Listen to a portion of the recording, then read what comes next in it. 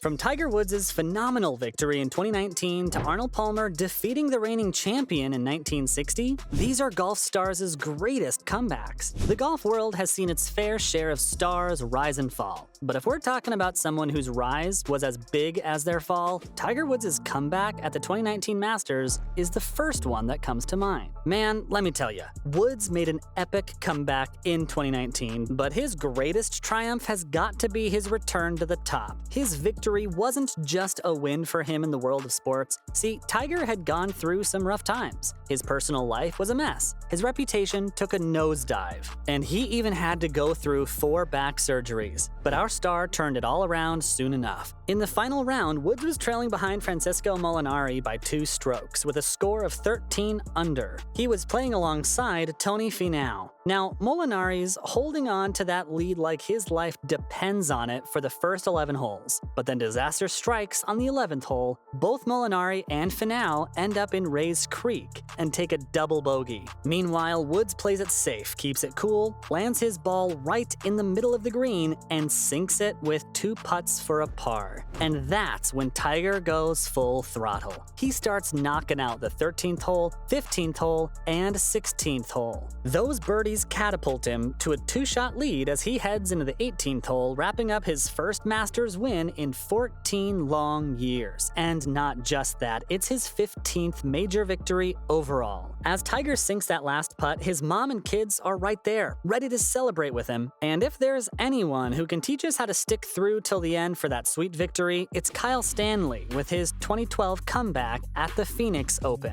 A week before that, poor Kyle was in tears after blowing a huge lead to Torrey Pines. Fast forward to the Open, and Kyle is back on his feet, ready to take on the world. In this epic turnaround, Kyle wrapped up his final round with a flawless 6 under 65. He even nailed a clutch 4-foot par putt on the 18th hole to secure a victory with a total score of 18 under 269. He couldn't hold back the tears once again, but this time, they were tears of pure joy. As for poor Spencer Levine, things didn't quite go his way. He ended up shooting a 75 and finished 2 strokes behind Kyle. Tough break. But let's not forget, this day belonged to Kyle. He showed us all what resilience looks like by birdieing the 13th and 14th holes to snatch a 1-stroke lead at 15 under. Levine tried to make a comeback with a birdie on the 14th, but then stumbled with a double bogey 7 on the 15th. Game over. But some golfers have seen worse lows and risen from those, like JB Holmes' 2014 comeback. Our star had brain surgery in 2011 because his balance wasn't right. Fast forward to 2014, and Holmes decides to make a comeback on the PGA Tour.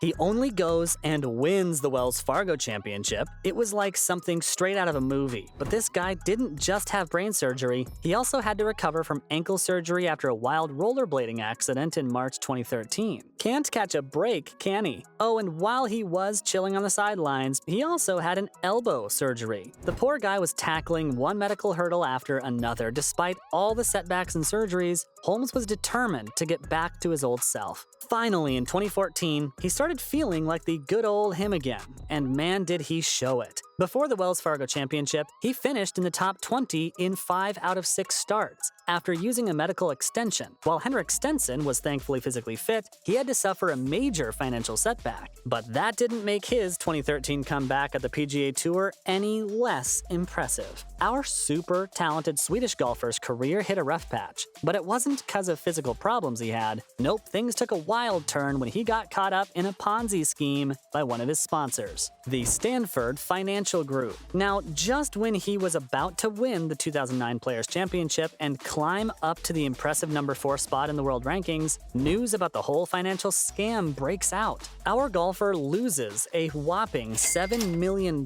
because of it. Naturally, this whole mess messes with his head and affects his game.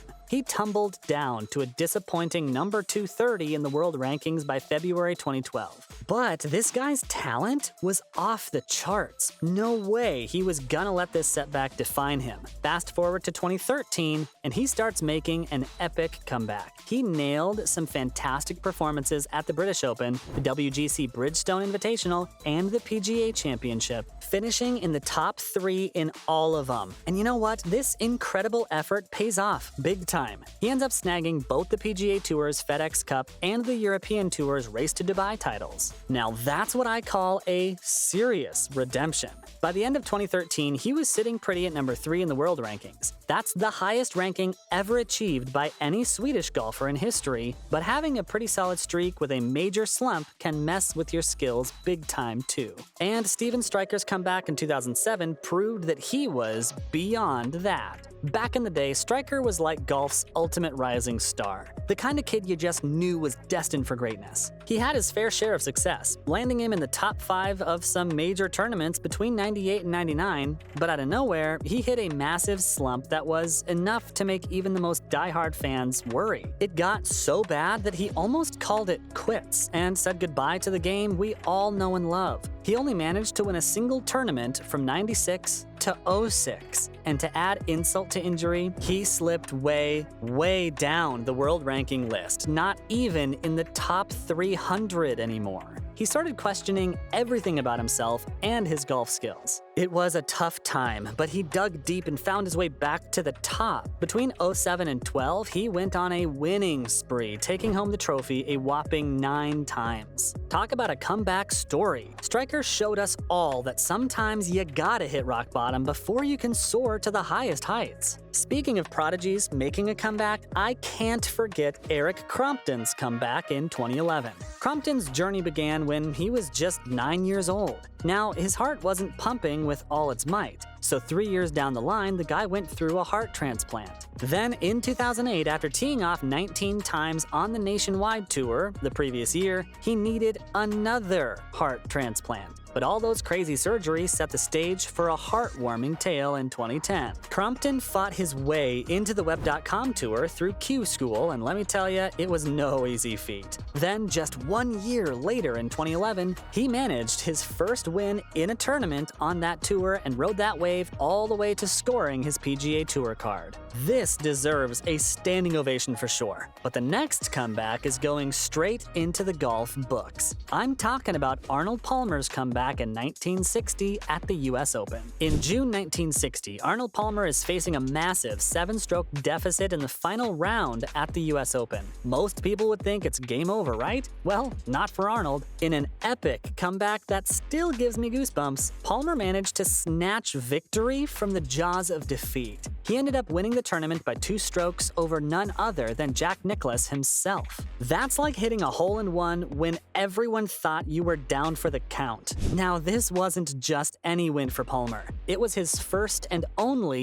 US Open title, and get this, it brought his total major titles to 3, including his Masters victories in 1958 and 1960. So Palmer enters the final round at Cherry Hills Country Club in Englewood, Colorado. Sitting in 15th place, tied with a bunch of other players, basically no one really expected him to make a dent in the championship race. The front 9 of that round was like watching magic unfold. Palmer went on a birdie rampage, scoring 6 birdies out of the first 7 holes. Meanwhile, the leaders were having a tough time navigating the course. With his phenomenal play, Palmer managed to shoot a 65 and take the lead. Sure, he cooled off a bit on the back 9, but it didn't matter. His early heroics were enough to outshine Jack, who was the reigning US amateur champion. So there you have it, guys, from Arnold Palmer defeating the reigning champion in 1960 to Tiger Woods' phenomenal victory in 2019, those were golf stars' greatest comebacks.